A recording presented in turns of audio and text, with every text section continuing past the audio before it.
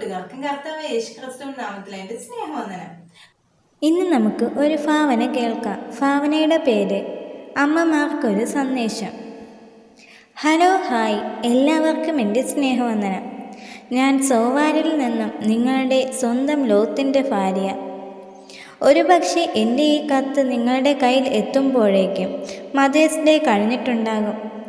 എങ്കിലും ഇത് വായിക്കുന്ന എല്ലാ അമ്മമാർക്കും എൻ്റെ വക മാതൃദിന ആശംസകൾ നേരുന്നു.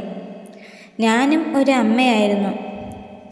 ഇന്ന് ആ പേരിന് അർഹയല്ലെങ്കിൽ കൂടിയും വീണ്ടും ഒരു മദേഴ്സ് ഡേ വരുന്നതിൻ്റെ ഒരുക്കങ്ങൾ തകൃതമായി എനിക്ക് ചുറ്റും നടക്കുന്നുണ്ട്.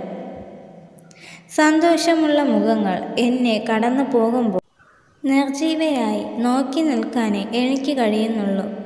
ഞാനും നിങ്ങളെപ്പോലെ കുടുംബത്തെ, മക്കളെ അതിരില്ലാതെ സ്നേഹിച്ചിരുന്ന ഒരു അമ്മയായിരുന്നു. 2 പെൺമക്കളായിരുന്നു എനിക്ക്. പാർത്തിരുന്ന ദേശം അത്ര നല്ലതല്ലായിരുന്നു. എങ്കിലും ഞങ്ങൾ കുടുംബമായി വളരെ സന്തോഷത്തോടെയാണ് കഴിഞ്ഞിരുന്നത്. എനിക്ക് പറ്റിയ വീഴ്ച എൻ്റെ കുടുംബത്തെ ആകെ തകർത്ത് കളഞ്ഞു. ആ ദിവസം അതെന്നും ഞാൻ ഓർക്കാറുണ്ട്. ഇത്തിരി അത്യാഗ്രഹം കൂടിയ കൂട്ടത്തിലായിരുന്നു ഞാൻ.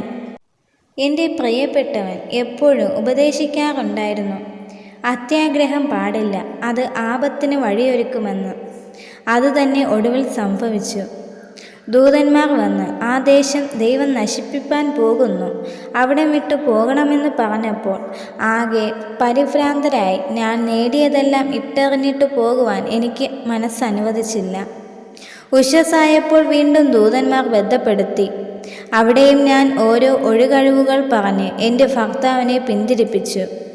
പിന്നെയും ഞങ്ങൾ താമസിക്കുന്നു എന്ന് കണ്ട് ഞങ്ങളുടെ കൈക്ക് പിടിച്ച് പട്ടണത്തിന് പുറത്തായി ജീവരക്ഷയ്ക്കായി ഓടിപ്പോക, പുറകോട്ട് നോക്കരുത് എന്ന് കൽപ്പിച്ചപ്പോഴും ഗത്യന്തരമില്ലാതെ അവിടം വിട്ടു പോയെങ്കിലും ഞാൻ പ്രിയമായി കരുതിയിരുന്ന പലതിനെ ഓർത്തപ്പോൾ കൽപ്പന ലംഘിച്ച് തിരിഞ്ഞു നോക്കിപ്പോയി. ഇന്നിവിടെ ഇങ്ങനെ മഴയും വെയിലും മഞ്ഞും ഒക്കെ ഏറ്റി നിൽക്കുമ്പോൾ പശ്ചാത്താപമുണ്ട്.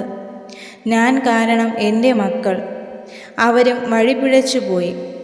ഇത് വായിക്കുന്ന ഓരോ അമ്മമാരും ഓർക്കുക, ഒരു കുടുംബത്തിൻ്റെ വിജയത്തിന് പിന്നിൽ ആ കുടുംബത്തിലെ സ്ത്രീയാണ്. അവൾ പരാജിതയായാൽ കുടുംബത്തിന് നിലനിൽപ്പിന് കോട്ടം സംഭവിക്കും. തലമുറകളെ അത് ദോഷമായി ബാധിക്കും. നമ്മെ ആക്കിയിരിക്കുന്ന സുന്ദര കുടുംബത്തിൻ്റെ ജീവശ്വാസമായി നിന്നുകൊണ്ട് മാതൃകയുള്ള കുടുംബിനിയായി, അമ്മയായി പ്രവർത്തിക്കാം. നമ്മെ മാതൃകയാക്കാൻ നമ്മുടെ മക്കൾക്ക് കഴിയട്ടെ. എൻ്റെ അനുഭവത്തിൽ നിന്നുമാണ് ഈ സന്ദേശം നിങ്ങൾക്ക് ഞാൻ എഴുതിയത്.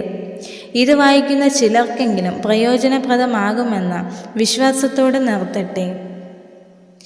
ഈ ഒരു ഭാവന എല്ലാ കൂട്ടുകാർക്കും ഇഷ്ടമായെന്ന് വിശ്വസിക്കുന്നു. ദൈവം നിങ്ങളെ എല്ലാവരെയും ധാരാളമായി അനുഗ്രഹിക്കട്ടെ. ആമേൻ.